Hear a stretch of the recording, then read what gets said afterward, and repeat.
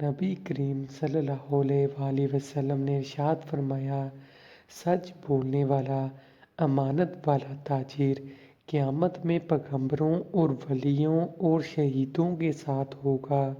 جو شخص سچ بولتا ہے، امانت دار ہوتا ہے، دیندار ہوتا ہے، کبھی بھی کسی مال کے اندر خیانت نہیں کرتا، تو ایسا شخص پیغمبروں، ولیوں اور شہیدوں کے ساتھ ہوگا۔ اس سے بڑھ کر انسان کے لیے کیا ہے؟ نبی کریم صلی اللہ علیہ وآلہ وسلم نے ارشاد فرمایا، لوگوں پر ایک ایسا زمانہ آنے والا ہے کہ اس میں صرف اشرفی اور رپیہ ہی کام دے گا۔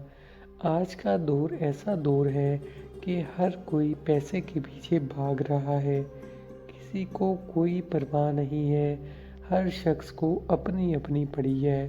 آج کا دور ایسا خطرناک دور ہے کہ ہر انسان اپنے اصل مقصد کو بھولا ہوا ہے۔